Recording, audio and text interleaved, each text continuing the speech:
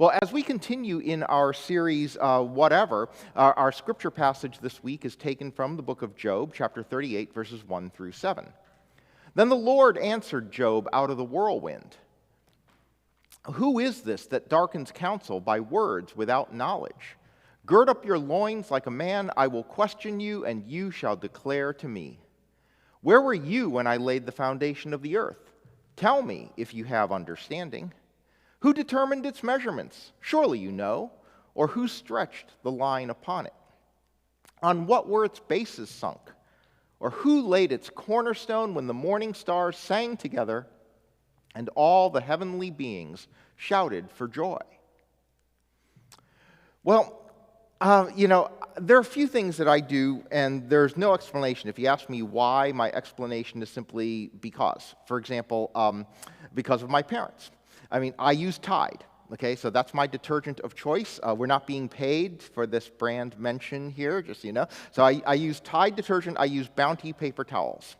I use them because my mother used them, okay? And so if I use any detergent other than Tide, I'm somewhat convinced that my clothes are not clean because that's the detergent that my parents taught me to use, and that they would always buy that. They would always buy Bounty, okay? So there's certain things that they always did. Other little things, ways you arrange things inside drawers, okay?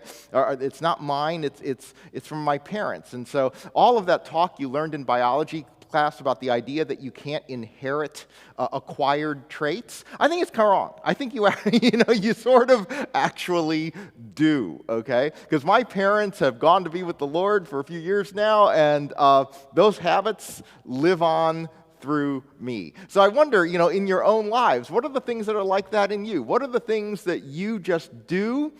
And you do them because it's something that your parents always did, or maybe your grandparents did, maybe it's been handed down, and it just feels to you as though doing it any other way would be wrong, because it's just the way you do it in your family. Those are artifacts of things that have happened in our lives, and that's a lighthearted kind of artifact. There are things that are more serious. There can be serious dysfunctions that come down through family trees. There can be other kinds of traits. One of the most important things that people have is for people who were like the first person in their family to go to college, okay? Because that sort of sets the tone for the family, the expectations within the family. And so you have family trees where no one went to college, and then suddenly someone does, and then the whole line shifts from that point forward because of the expectations.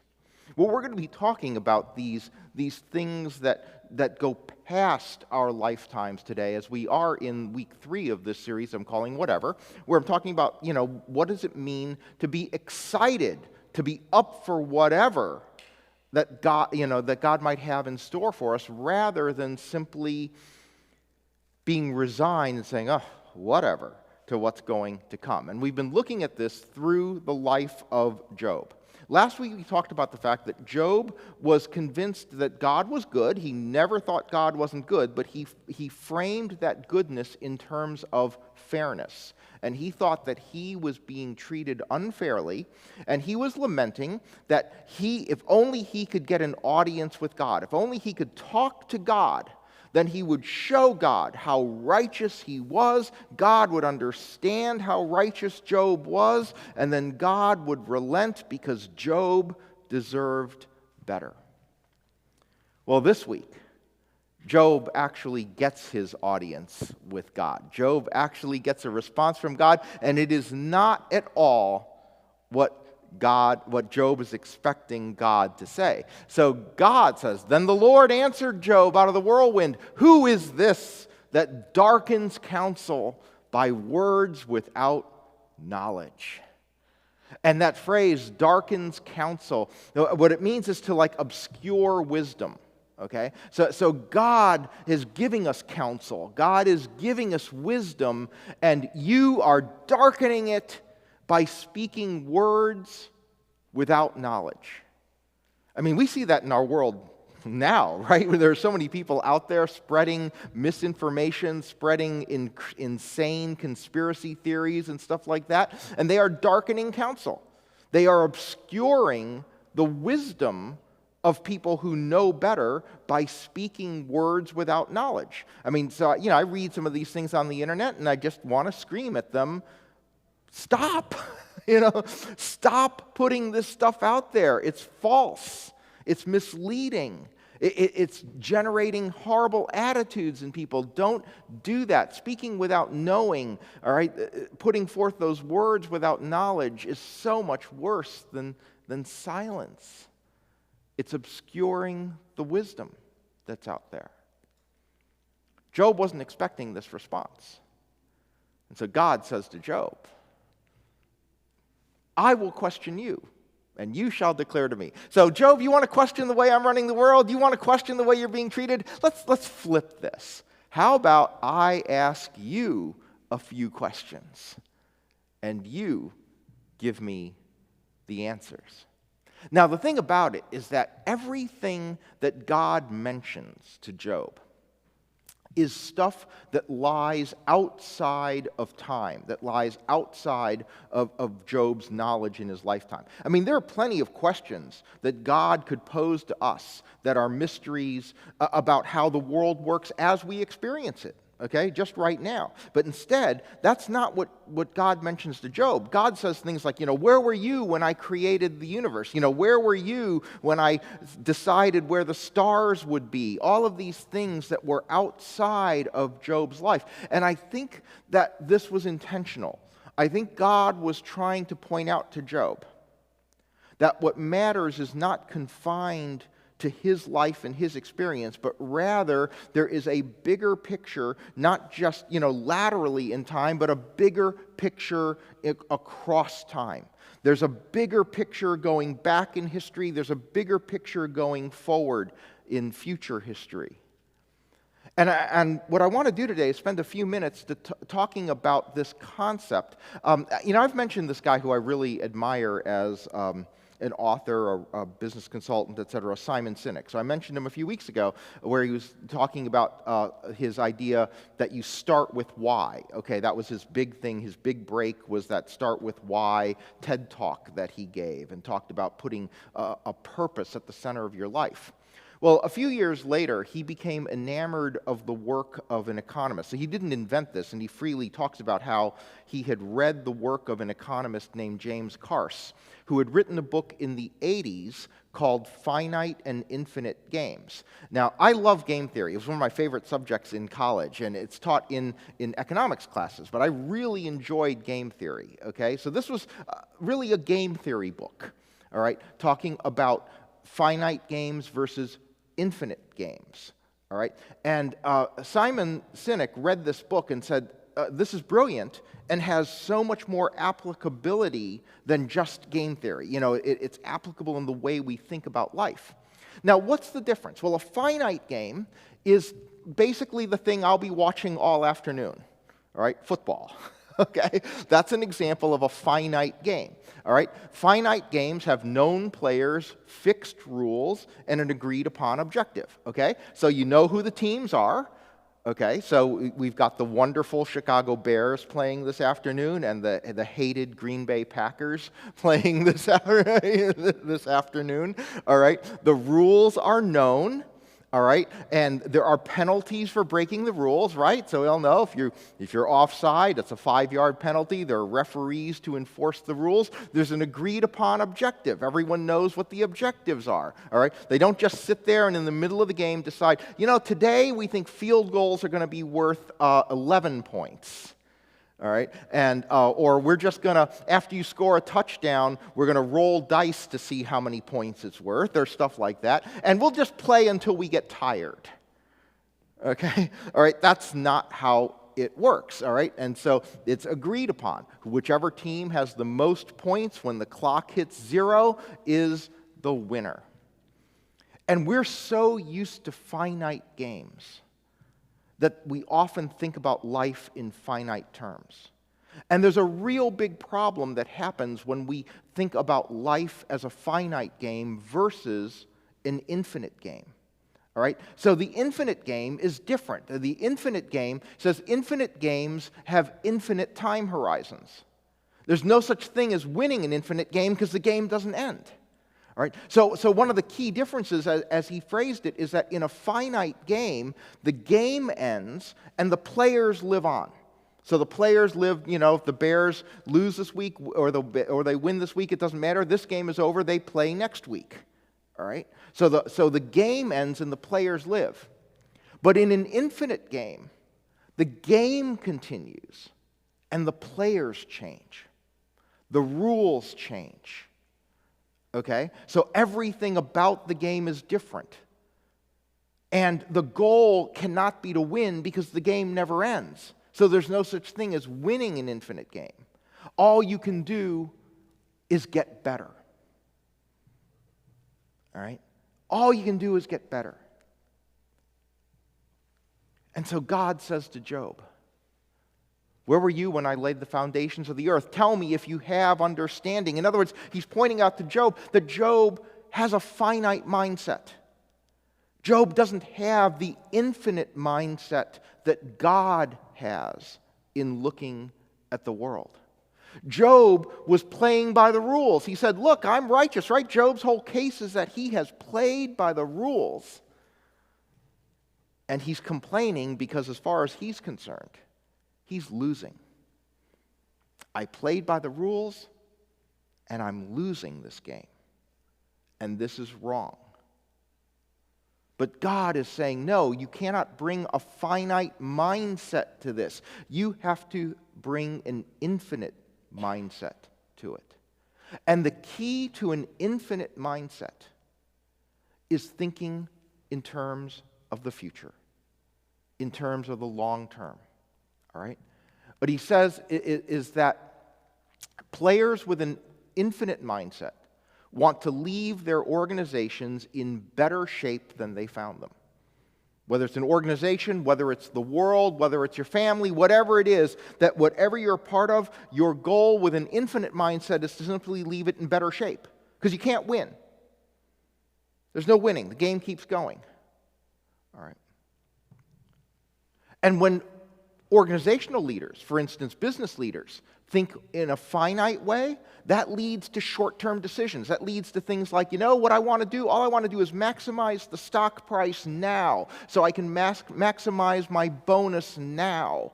And I don't care if that leads to strategic decisions that will cripple the company 20 years from now, because that's not my problem. I have a finite mindset, which means maximizing my returns for me right now because I want to win. And as far as they're concerned, the game is over when they leave the company.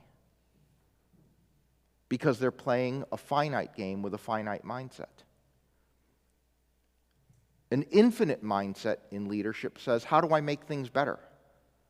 How do I leave things better for the people who follow me?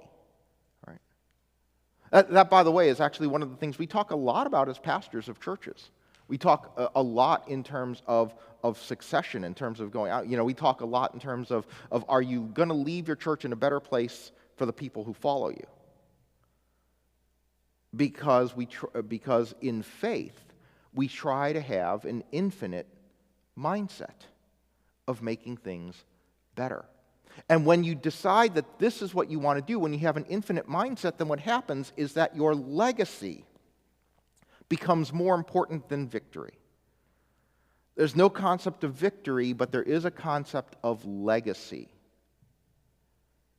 Now, Simon, in his book, lists 5 keys to being an organization with an infinite mindset. And these keys are, first of all, to have a just cause. And that's sort of hearkening back to his start with why idea.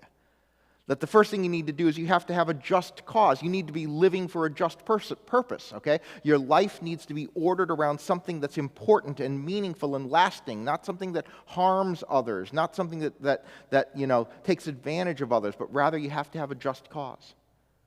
You need to work with trusting teams. You need to build trusting relationships because relationships become more important because it's an infinite game, not a finite game. When it's a finite game, you can take advantage of your teammates. You can work them to the bone. You can wear them out, burn them out, and you don't care because you're trying to win right here, right now. But you can't do that if you have an infinite mindset. And we're actually going to talk more about teams next week in week 4. Study worthy rivals. They're unworthy rivals. Unworthy rivals are the ones with a finite mindset. But he says you need to study worthy rivals because, so often if it's a finite mindset, then your rivals are simply people that you want to defeat. And all you want to do is beat them. All I want to do is win. With an infinite mindset, when you see someone who is doing well, you want to study them. You want to be open to what it is that they're doing well. And I love this quote from Andy Stanley, one of my favorite pastors. He says, when you get new ideas, when you hear about something new and it's different, he says, be a student first, not a critic.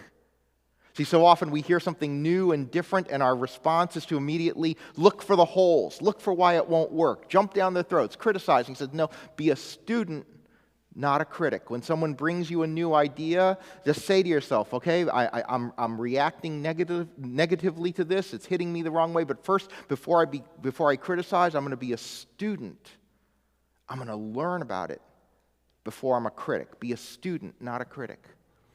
And then existential flexibility. He says one of the things you need to do in an infinite game is because an infinite game is infinite because it keeps going. The rules keep changing. Conditions keep changing. So what you need to do is be ready to be flexible at an existential level, to make the kinds of changes that are foundational in your life, if that's what you need to do, because things change.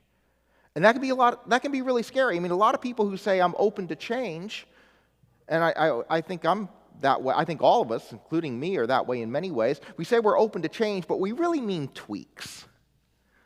We don't really mean change. We mean tweaks, okay? I'm open to dieting. That's 3 slices of bacon instead of 4. That's a diet, okay? I'm open to a tweak. I'm not open to really existential change. And the last thing is courage. Courage to lead, all right? Going through all these kinds of changes, going through these shifts in mindset, it takes courage. You have to be courageous in facing the future. So I'd ask you, what's your just cause? What's your just cause? Your legacy, your focus, that thing that you want to have outlive you. That thing that will make the world a better place for what you leave behind. And when you think this way, when you have that infinite mindset, there's another wonderful grace that comes in, I think, about the infinite mindset. It means that you're never too old to start. It's never too late. See, I'm 60. If I view my life with a finite mindset, I'm in the 4th quarter. Okay, I'm in the 4th quarter of this game, all right, and I'm seeing the clock tick down. I know you have people in the church go, yeah, if you're in the 4th quarter, I'm in overtime. But but the thing about it is, if I'm going to think in terms of what I can leave behind, of what I can set up that can be made better after I'm gone, all right. It's never too late to start. It's never too late to start. It only gets to be too late if you're only thinking about your life and your lifetime and your accomplishment. If you're thinking in terms of what can come after you, what seed you can plant, these kinds of things, right? That can happen at any point. That's why I love this quote that you've seen a million times. I apologize in advance for boring you with this quote that you would have seen a million times.